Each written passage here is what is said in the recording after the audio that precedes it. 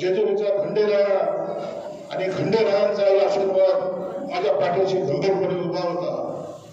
राजकीय भाष्य मी करणार नाही, परंतु भरोसे तुमचं आणि माझं नातं जवळजवळ 30 वर्ष झालं। एक लहान भाऊ म्हणून मी तुमच्या बरोबर राहिलो। आज आमच्या नवरा बायकोची जरी भांडणं झाली तर भरोसेला वहिनीला येऊन मिटवावी लागतात। असं अतूटचं आपलं हे नातं आहे। कथेच असं वाटलं नव्हतं की खंडेराया भरोशेठ मंत्री व्हावं आणि मी आमदार व्हावं, परंतु हा योग आज या महाराष्ट्राच्या विधानसभेत आला। मी स्वतःला नशिबाने समजतो भरोशे की माझ्यासारख्या सर्वसामान्य कार्यकर्त्याला आमदार म्हणून संधी या तालुक्याने दिली, परंतु या तालुक्याचे अनंत उपकार आहेत आणि मी हात जोडून भरोशे तुम्हाला विनंती करतो की आपण रोजगार हमी योजना खात्याचे मंत्री आहात। इथला शेतकरी माझ्याकडे निवेदन घेऊन येतो, त्यावेळेला त्याच्या हातामध्ये पानंद रस्त्याची निवेदन असतात। गाव खेड्यातला शेतकरी तो गावात येऊ शकत नाही, जर पाऊस आला तर 15-15 दिवस तो आपल्या शेतातून गावात येत नाही आणि गावातून तालुक्यात येत नाही, तालुक्यातून तो जिल्ह्यात कसा येणार।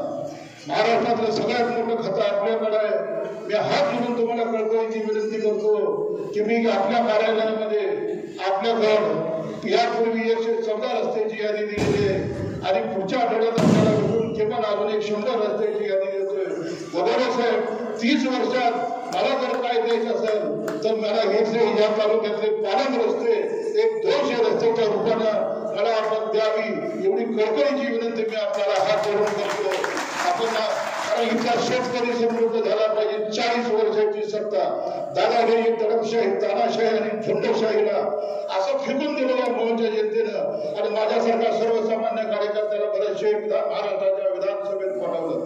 त्यांचे उपकार मी विसरू शकत नाही, पण त्यांच्या माझ्याकडे कारखाना नाही, सुतगिरणी नाही, बँक नाही, साधी पिठाची चक्की नाही। बरेचसे यांच्याकडे बँका होत्या, यांच्याकडे कारखाने होते, यांच्याकडे सगळं काय होतं, परंतु माझ्यासारख्या कार्यकर्त्याला महाराष्ट्राच्या विधानसभेत यांचा 40 वर्षांनी पराभव करून जनतेने मला पाठवलं। म्हणून त्या जनतेसाठी आणि या तालुक्यातल्या शेतकऱ्यांसाठी मी आपल्याला कळकळीचे हात जोडून विनंती करतो की आपण रोजगार हमी योजना खात्याचे मंत्री आहात, आपल्या हातात आहे बरेचसे, कारण आपण सरकार आहात, cabinet minister is a government, आपण सरकार आहात, मला देऊ नका, परंतु या तालुक्यातल्या शेतकऱ्यांना द्या, त्याच्या पाण्यात रस्त्यासाठी 200 रस्ते मंजूर करायचे हात जोडून कळकळीची विनंती आपल्याला करतो।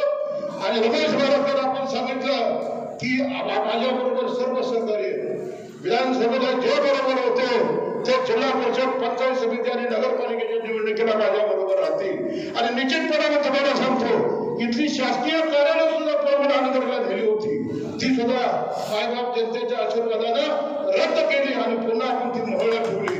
जर मोहरची कार्यालय जर पुन्हा नगरला द्यायची असतील तर जिल्हा परिषद, पंचायत समितीच्या निवडणुकीत मोहची जनता यांना निवडून देईल आणि पुन्हा एकदा मोहरच्या गटावर आपल्याला ठेवायचं असेल तर तुम्ही म्हणल्याप्रमाणे माझ्या नेतृत्वाखाली निश्चितपणानं विरोधकाच्या 4 मुंड्या चित केल्याशिवाय राहणार नाही। सगळे सरकारी माझ्या बरोबर येतील, कुणी मला सोडलं नाही। फक्त जिल्हा परिषद, पंचायत समितीच्या निवडणुका लागू द्या, काय व्हायला दूध का दूध आणि पाणीला पाणी झालं कारण 31,000 या मोहच्या जनतेने मला निवडून दिलं। मला पूर्ण मोहच्या जनतेवरती विश्वास आहे की बॅग तुटवलेल्या जनता जाणार नाही, पुन्हा कधीच मोर्चाचा त्या तालुक्याची सत्ता आणि जर ते आता त्यांना हा ठाम विश्वास मला पूर्ण खंडोबाच्या साक्षात ठेवून मी करतो आणि भरतशेठ यांना पुन्हा कळकळीची विनंती करतो की भरतशेठ मायबाप सरकार आपण आहात, जेव्हा 200 रस्त्याची यादी आपल्या कार्यालयात दिलेली आहे तेवढी यादी आपण मंजूर करा, त्याची करायची विनंती मी आपल्याला करतो। आपली